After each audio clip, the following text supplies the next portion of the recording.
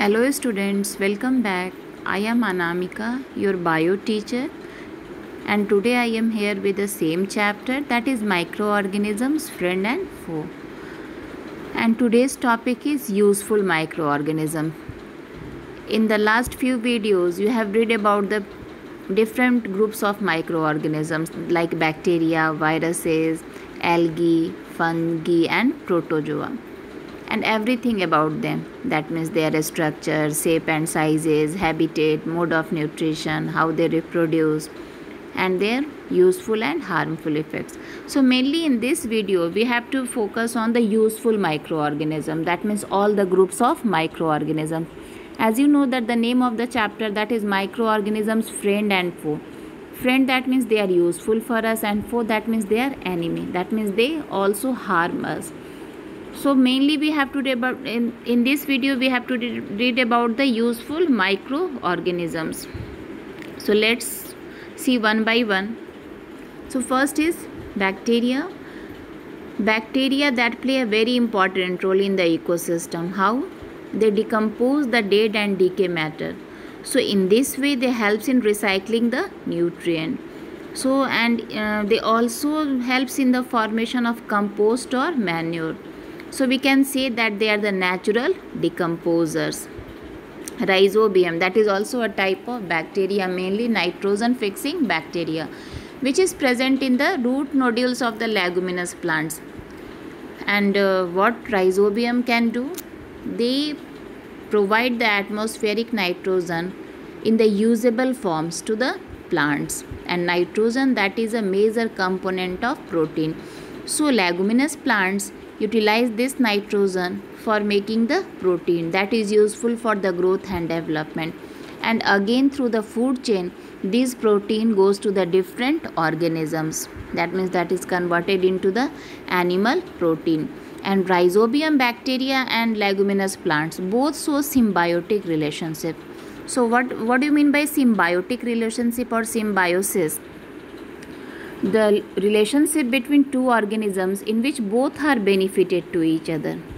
That is called symbiotic relationship or symbiosis, and that is also one of the mode of the heterotrophic nutrition. I think you have read in class 7th about that.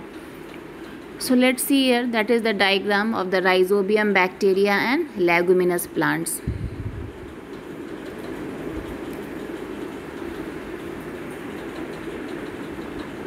So you can see here these are the rhizobium bacteria which is present in the root nodules of the leguminous plants. And right now I told you that how they help the plant. They provide the, actually in atmosphere nitrogen is abundant, that is 78%, but plant cannot utilize that nitrogen directly. So first it should be converted into soluble form. First it is converted into NO2, then it is converted into NO3.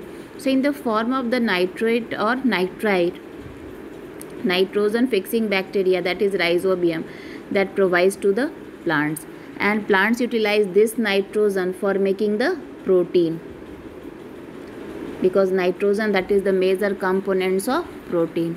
So in this way, that means rhizobium and leguminous both show symbiotic relationship. Next is algae. Algae, you can say they are the primitive plants. Algae came from the Latin word that means seaweed. So they are the primitive plants, and I am saying that they are the primitive plants. Plant means they are the autotrophs. That means they can perform photosynthesis by using the different types of the pigments that is present in the algae. And in this way, that means they supply the oxygen to the atmosphere. And some algae, they are also good source of protein, vitamins. So in the various places they are eaten as the food items, like in China, Japan also people are using the peppery slice of the algae.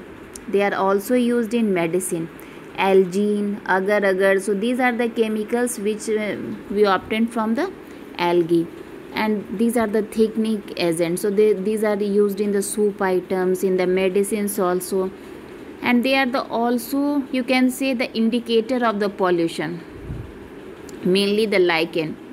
In lichen, algae and fungal, both components are present. So if any places the level of pollution will be increases, so what will be happen?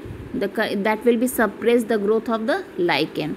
So this indicates that the level of pollution increases in the atmosphere. Yeast, that is a useful fungi except the few species which are harmful. Yeast are useful in the fermentation process. So what is fermentation? So fermentation that means the process in which sugar that is converted into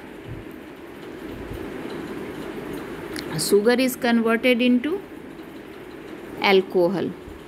So this is mainly used for the making the different types of the beverages like beer, wine also, alcohol also.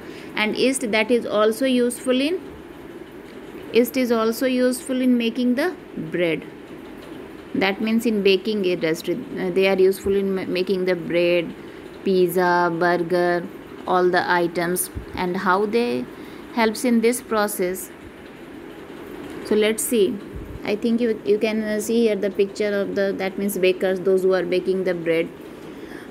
So mainly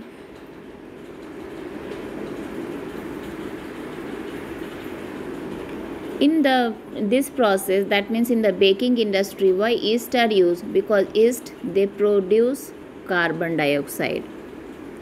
So when we added the yeast in any dough, then what happened? The number of the yeast that will be increase and they will respire. So during respiration they produce carbon dioxide, and because of this carbon dioxide, what will happen? After some times the dough will rise. So when we bake the bread, cake, so it becomes fluffy or soft. And in the preparation of the vinegar, actually in the preparation of the vinegar along with the algae, along with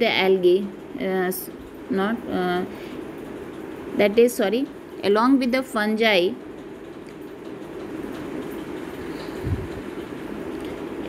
fungi, bacteria is also used. How? First, by the process of fermentation. In the fermentation, sugar that is converted into alcohol. Mainly which type of alcohol? Ethyl alcohol. And again with the help of bacteria, that is acetobacter, this alcohol that is converted into acetic acid, which is also known as vinegar. So in this way they helps in the preparation of vinegar also, that is the citric acid.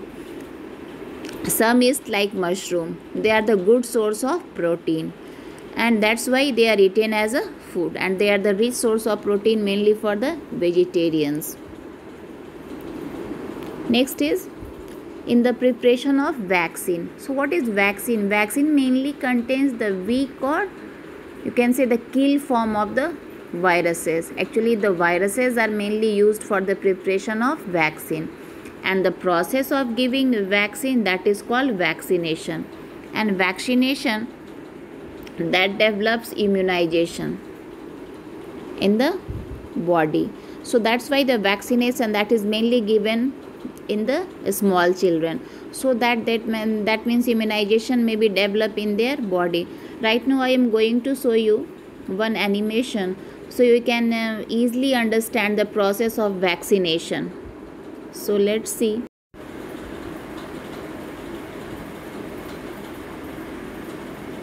It multiplies and attacks cells. This is known as when a pathogen, a virus or a bacterium is introduced into the body, it multiplies and attacks cells. This is known as an infection. Recognizing this microbe as a foreign body, the immune system deploys two defense strategies using various types of white blood cells. First of all is the innate immune response. Macrophages are at the heart of this. These killer cells swallow up intruders, whatever they are, to destroy them. Phagocytes capture and eliminate toxins. This rapid and localized reaction can stop or slow down the infection. But that's not always enough, and that's where lymphocytes come in. They're defender cells which can identify the invader thanks to its characteristic molecule, the antigen. Each lymphocyte is adapted to attack a particular virus or bacteria. As soon as it identifies the antigen, the lymphocyte multiplies. B lymphocytes have the capacity to produce vast numbers of antibodies. Circulating around the body, antibodies latch onto these antigens and neutralize them, allowing macrophage to eliminate them. T lymphocytes identify and destroy infected cells. The problem is that on first contact with an antigen, the immune reaction is slow, taking several days, giving germs time to unleash an illness. Fortunately, the body remembers its enemies. Following an infection, antibodies and lymphocytes are left with a memory. They therefore react if the same pathogen reappears. The immune reaction is much faster and the body eliminates the attacker before the illness develops. Vaccines work by exploiting the immune system's memory. Vaccination simulates an infection, training the immune system and enabling it to develop weapons to fight back.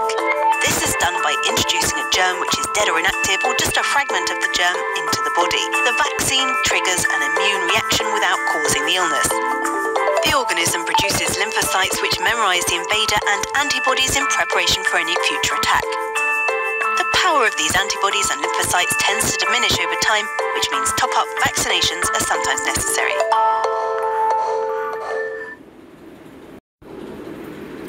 So I think might be something that is clear about the animation. Okay, so what is vaccine? Vaccine mainly contains the weak or kill, you can say the kill or weak germs, which is injected in our body either orally or through injection. But actually vaccination given, mainly vaccination is done during the immune system that is boost up actually up to the 13 or 14 years of the age. So that's why vaccination given during that stage to you can say the boost up the immunity among the children. And by these methods the antibody that is prepared inside our body. Actually in our body also the WBC, that is called the white blood cells, that is the soldier or fighter, which is with the help of T lymphocytes and B lymphocytes, which is also known as the memory cells. So they can recognize the antigen and against that they can prepare the antibody. So by this method, so by the process of vaccination, the antibodies are prepared early. So what happened whenever the next time these viruses or the disease causing germs may enter inside the body, that means the soldiers are ready to kill them. So in this way vaccine works and the immunization, that's why the children are immunized to the particular diseases. And right now all of you know about the coronavirus, but actually against the viral diseases only vaccine works, which is mainly based upon the our immune system. But vaccine is not available right now, that's why it is very deadly virus. So next is the lactobacillus, that is also a type of bacteria, mainly the Rhodsepp bacteria, which is used in the preparation of curd. And in the preparation of curd we mainly added a small amount of curd which contains lactobacillus in lukewarm milk, which provide the optimum temperature for the growth of the bacteria. So in this way after some times what happened, the bacteria increase or their number and they gradually convert the sugar in the milk, the sugar that is present, that is called lactose. So they convert the lactose into lactic acid. So that's why the taste of the curd that is changed, that becomes sour because of the presence of the lactic acid. And they also coagulate the protein which is present in the milk. So that's why the consistency is also changed of the curd. Next is protozoa. Some protozoans, they also serves as the food for many small aquatic organisms. Actually they are called the zooplanktons, which is eaten by the small fish, which is again eaten by the large fish. So in this way that means they serves as the food for many small aquatic organisms. And they are also the principally grazers of bacteria, increasing mineralization. So some protozoans, they can control the population of the bacteria by consuming them. So in this way that means they are helps in the nutrient cycle and control the population, and there are also the useful effect, that means antibiotics that is prepared using the mainly the microorganism. So in the next video we will read about the preparation of the antibiotics, what are the certain doses of the antibiotics. So that's all for today's video. Thank you, students.